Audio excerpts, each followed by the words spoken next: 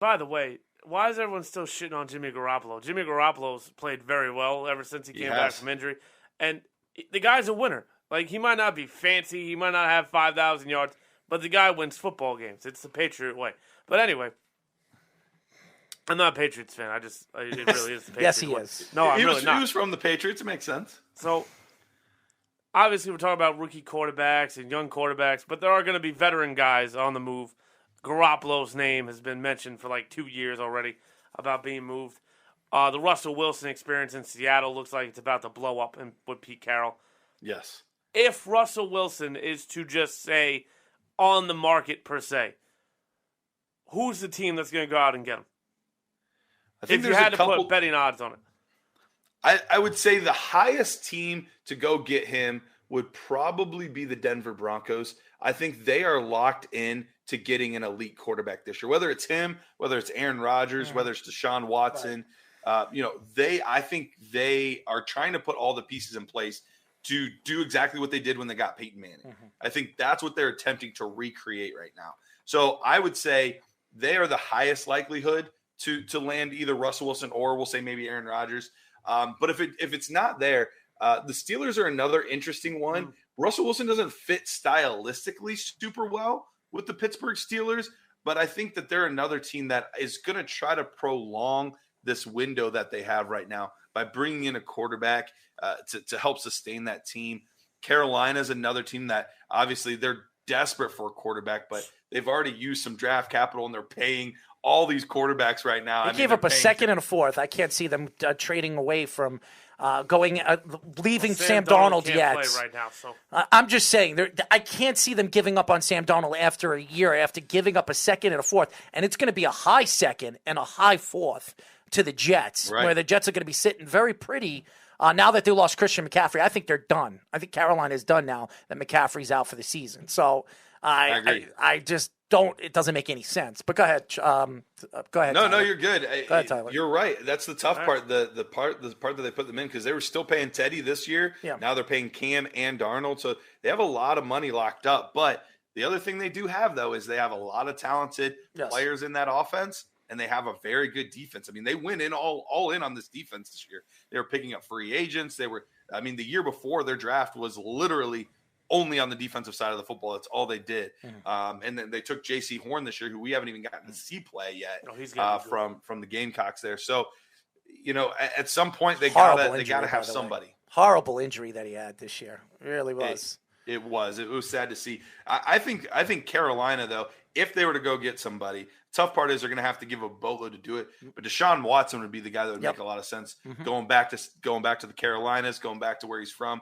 playing in Clemson, and he would fit stylistically so well with what they're doing there. But taking it back to Russell Wilson, I think Denver is the most likely. I would say. Then after that, Pittsburgh is another possible candidate to get him. And then, there's this outside chance. We mentioned the Giants earlier. No. The Giants could decide to make a run at one of these quarterbacks if they don't think that Daniel Jones is the guy, if they decide to get a new coach. So I think they're a dark horse. I don't think they're one of the favorites, but I do think they're a dark horse to maybe take a look at one of these. They're the only problem, and me and Speedy have been talking about, the only problem with the Giants is they're going to have to give up a lot. And the Giants aren't an organization that's going to trade away when they need so much right now in certain areas, especially offensively for this team, where they could just give up a couple of first-round draft picks for Russell Wilson, because that's what you're going to need. Chicago offered 3 first-round draft picks and possibly Khalil Mack to get Russell Wilson. The Giants are going to have to do the same to get him. So, to me, even though Russell Wilson's coming off an injury, and you could tell he's not 100%. Oh, for sure. He was holding that hand funky, on his release. You could tell he wasn't finishing his throw. Not at all. I don't think he's 100%. And I by the way, we are talking to Fantasy Pros and Dynasty Nerds fantasy football writer Garret Price.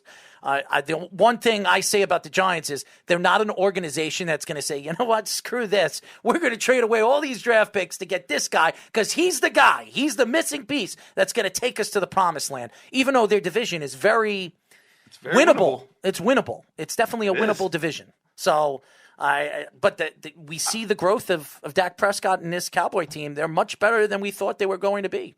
I will say this about the Giants, though. The offensive line went from literally being one of the worst in the league.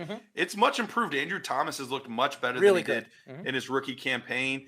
And the weapons on paper look really good. You know, Kenny Golladay, Darius Slayton, Shepard, and Tony's going to be the guy, slot. Man. Yeah. Saquon Barkley, I mean, if you put a competent quarterback back there with a decent defense, I don't think it's as far away as it could be, as it is for some other teams. If you put a Russell Wilson, you put a Deshaun Watson, you put an Aaron Rodgers back there, that's a 10-11 win team right there. Interesting. So, in general, we were talking about different running backs getting hurt this year. It seems to be a debate in this fantasy community. Do they go with the running backs early, load up on them for the first 5 picks, or we've seen heard, and then the other way around, we've heard other extremes of the zero running backs philosophies. Sure. What is your thoughts on that from both a dynasty perspective and also just in general the landscape of the NFL where it's going, where there are more running back platoons? Yeah, so for dynasty purposes, and you know, some of the listeners might not be familiar with the differences between dynasty and redraft, but basically your redraft league is what you do with your buddies every year. You know, you guys get some beer, you guys hang out, eat pizza, and you draft a bunch of players in 15 rounds, and then you go home. You know, that's a typical redraft league. You might do that in your office pool, things like that. Dynasty leagues, though, this is like where you take it to a whole nother level. It gets super nerdy. And basically, you're like, I want to be like a general manager. You know, general managers get the luxury of drafting all these players, constructing their teams, and then at the end of the year, they still have those players. They get to hold on to those guys and try to build around those stars. And that's kind of what Dynasty is. You don't draft again next year. You keep the same team. You just draft rookies every year, or you trade and do free agency and stuff like that. So for those that aren't familiar, that's kind of the differences. It's much more with a long-term mindset in mind than just, you know, I'm going to take, let's say it was Derrick Henry this year. Well, you might be a little more hesitant because he's 28 in Dynasty, you know, so you have to factor all of those things in. So going back to your question then, as far as the different ways to build your teams, for me, overall, what it comes down to more than anything is, and this is going to sound so cliche, so I apologize ahead of time, but it's truly best available. Like sometimes I think people get so caught up in, I got to have this many running backs, or I have to have this many. If I go through an entire dynasty draft and I don't take a single tight end, that's fine. I'll trade for one later for a guy that would have had higher value, you know? So I think that's the hard part. So let's say it's a third round. Let's say we're in the third round. I've already taken 2 wide receivers. And I say to myself, Garrett, you don't need another wide receiver. You already got your 2 starting wide receivers. You don't have a quarterback. You don't have a running back. You don't have a tight end. You need to take it. You need to take one of those positions. But I'm sitting there and a star is available. Let's say for some stupid reason, Deebo Samuel is available there in the third round. How amazing he's playing this year and how young he is. Yeah. Say Deebo Samuel's still there. Or I could say or I could just take a running back because there's not many left. I'll settle for Miles Sanders. You know, that's the kind of thing that people will do because they got to get a running back. Well, if I draft Deebo Samuel and hold on to him and we get to the season, I can trade Deebo Samuel for a much better running back than Miles Sanders. I can trade him for Javonte Williams, or I could trade him for, you fill in the blank of who the player is. And so I think that's the thing that people make the biggest mistake on, is they draft so much for what they think they need, more so than just give me the best guys, and then I'll make my moves from there. So there's a team in New York that no one ever talks about. The team that actually wins football games. The Buffalo Bills are, I thought, the best team in the AFC going into the season. And they proved it for about half the season, and now they've hit a brick wall, and I don't know what's going on in Buffalo. I thought they should have went and got Odell Beckham Jr. and put him on the other side of Stephon Diggs. But obviously that's not the concern here. Can they fix this offensive line and running game, or are they going to have to just hope this air game and defense can do it? Yeah, I don't think they're fixing it this year. Matt Breida, I think, is the most talented back. He was a guy I really liked when he was playing in San Francisco. We're talking about just an absolute home run threat every time he touches the football. Crazy, crazy speed. His issue's just always been staying healthy. But when he's been on the field, he's been a dynamo. So I do like Matt Breida, but for the type of football that Buffalo's going to be playing, we're talking about cold weather. It's going to be, hard hitting game. Like, that's not typically where you're looking to build around speed. And so that's going to be the difficult part is, maybe if they have some playoff games in domes or something like that, that helps. But you really need that physical presence back there that can really tote the rock 20 times a game if you need him to.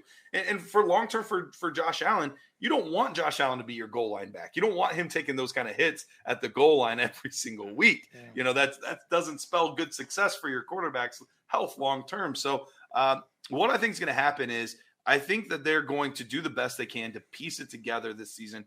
But I would be absolutely shocked if they don't take a running back in the first 3 rounds next year. Mm-hmm. I think they're going to try to address that position again, or maybe even try to go make a trade, look for a free agent. They've got to do something because they need somebody that can actually tote the rock 20 times a game and not look like Zach Moss does.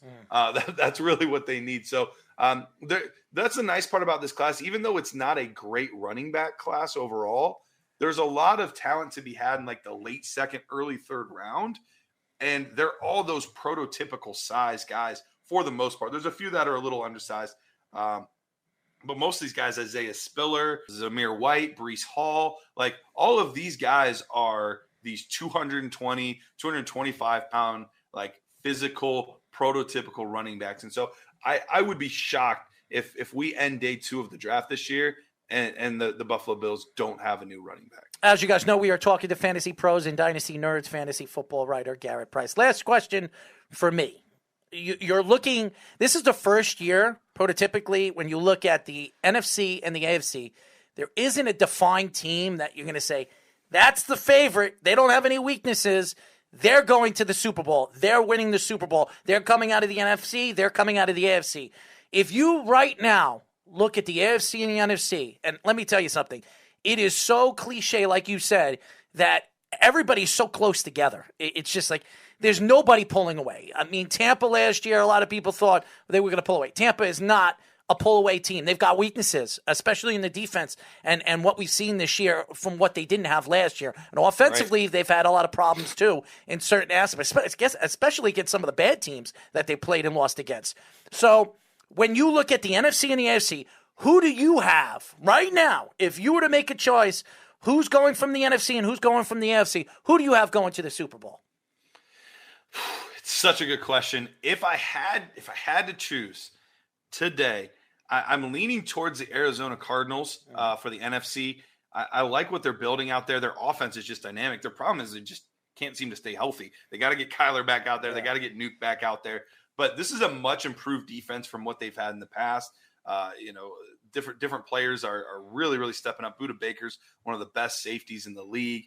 J.J. Watt, unfortunately, they're missing him, but they still at least have that locker room presence of a guy like. How about the young linebacker that they drafted that everybody loves at 16, by the way? Isaiah Simmons? Yeah. Not Isaiah Collins. Zaven Collins. That's right. Zaven Collins and Isaiah Simmons, they got a good duo right there with those good young players. So, so I think that's a good team. If I had to pick one in the NFC as like the team to beat, that's probably where I'm going.